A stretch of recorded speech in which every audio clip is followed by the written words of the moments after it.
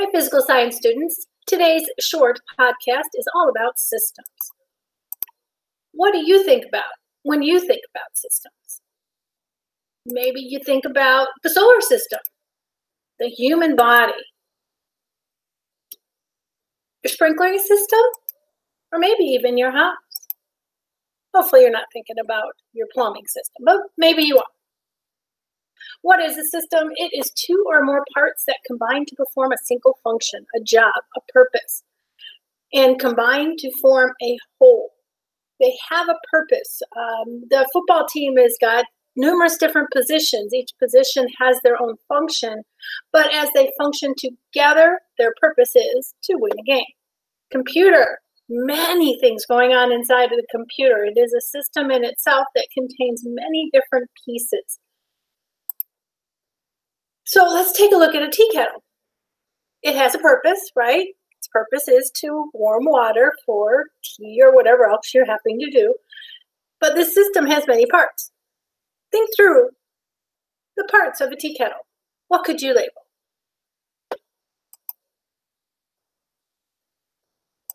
Handle, lid, spout, kettle, lid, whistle. Did you get them all? What's the purpose of a tea kettle? To heat water. A system has inputs and outputs. Now, if you think of the tea kettle itself, it is going to have something go into it for its purpose, right? An input is something that goes into a system to help it do its job. A tea kettle that's empty cannot do its job. It needs an input. It needs, in this case, it needs matter or stuff. Now, water. Remember, matter is something that takes up space, has mass, and is made up of atoms and molecules. So that would be water would fit its definition. Sometimes an input could be energy. For example, light bulb has electrical energy. Sometimes it's information. When you talk about a computer, you could input a program to help it do its function. Now, the inputs for energy could be in many, many forms. We have electrical energy, sound energy, thermal energy or heat, light, mechanical, nuclear, chemical energy. Food's a good example of that. Battery, another good example of a chemical energy input. Now, the output is something that comes out of a system when it does its job. It could be matter, it could be energy, and it could be information. Now, notice that these things are not parts of the system. They are what comes out of the system after it's done its job or it fulfilled its purpose. Now, the output of one system can be the input for another. For example, an apple grown on an apple tree is the output of the apple tree, but it becomes an input for you as you input it into you as for chemical energy or whatever the output might be. So if we go back to our tea kettle example, what are the inputs and outputs of a tea kettle? Think about the matter and the energy and information that might go in, and the matter, energy, or information that might come out. What are they? On my picture, the inputs I'm going to write in red, and the outputs I'm going to put in green. So you got to input water, and you got to input heat. What will come out is hot water. Could be liquid, could be gas, steam, right? And you also have thermal energy come out. The outside of the tea kettle is going to get hot, as well as sound energy.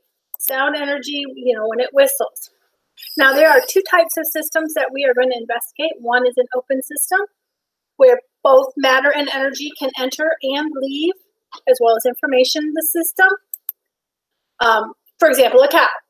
Don't think of a cow as a system, but if a human being can be a system, a cow can be a system.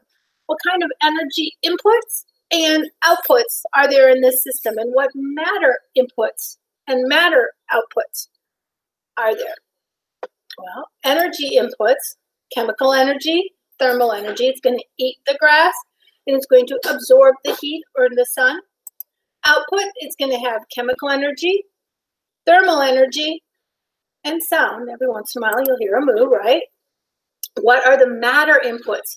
Well, it's going to input food, and it's going to output milk and waste. An open system is one where you can introduce and take out matter. If you really keep that thought in your head, you're going to be able to define open and closed system very well. Plants are an open system. They have parts to help them survive. They take in light, energy, plus matter.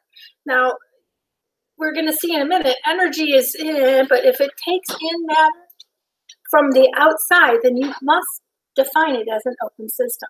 The matter it takes in is water, carbon dioxide, minerals, and the matter it gives out, well, it gives out oxygen. It creates new growth and perhaps a fruit, or in this case, a tomato, well, which is the types of systems. The other one is a closed system. This one, matter cannot leave or enter. It is closed. The amount of stuff that you start with in your system is the amount of stuff that's going to stay there in your system. Only energy and information can enter and leave your system. Only energy flows through the system. Okay, so if I think of my Diet Coke can, what kind of energy can enter and leave this system? Just thermal, right? If you put it in the refrigerator, it's going to actually cool. And when you bring it out of the refrigerator, it's going to warm. But no matter has gone into the system or out of the system. Now, if I open that cap, where you hear that sound, matter is leaving the system, so then it would no longer be closed. If we take that plant idea and put that plant inside a terrarium, we have created a mini ecosystem inside that jar. If we look at the inside of that jar, then no matter is entering or leaving. Now we do have light going in and out, so that's energy, but that's okay. No matter is going in or out, so it would be a closed system. The big thing is we have to talk about the boundaries.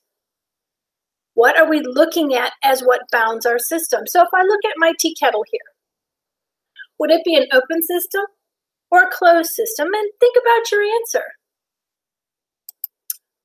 I hope you said it would be an open system, because we know we have to put water in and water is going to leave. And water is matter. It takes up space. It's made of atoms, so it's going to be an open system. The big difference is in the matter. An open system, matter can enter and leave. Closed system, matter cannot enter or leave.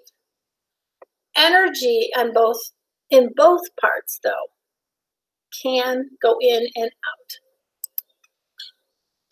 Now, if you want to take a look at a smaller part of a system, thinking of the human body as a system, our boundary, our thing is the outside of our bodies.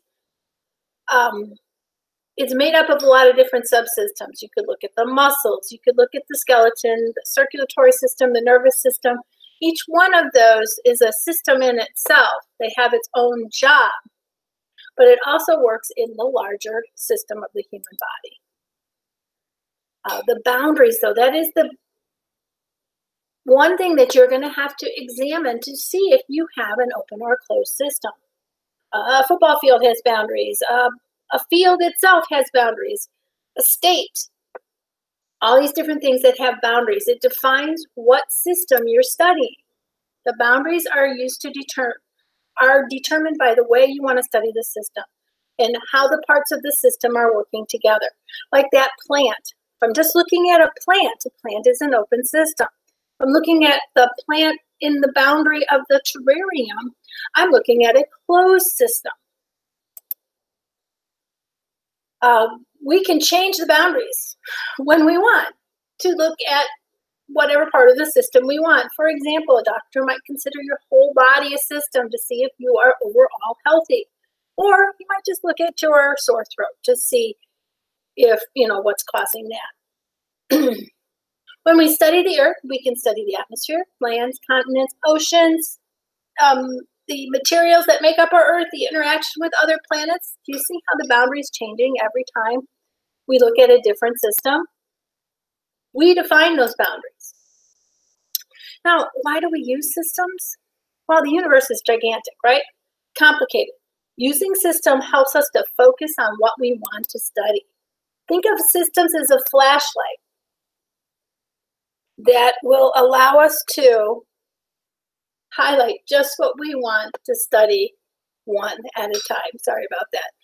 Hopefully that helps clear up the idea of most especially open and closed systems. That seems to be a topic where students have a little bit of, I don't quite get it. If you have questions, come see me at my help desk.